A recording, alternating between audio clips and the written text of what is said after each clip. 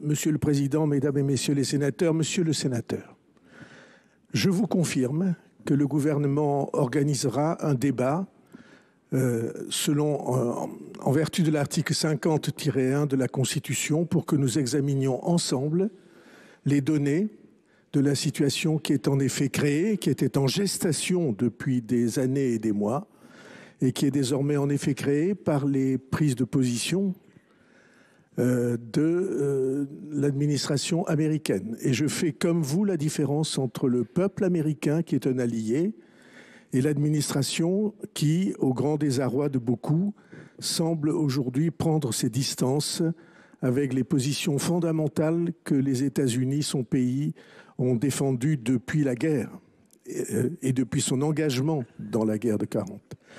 Vous dites quel est le plan? Le plan, il est double, il est diplomatique et le ministre des Affaires européennes et étrangères s'en est expliqué souvent devant vous.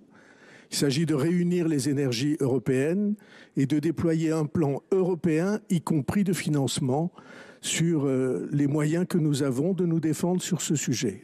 Et deuxièmement, la mobilisation, elle doit être nationale.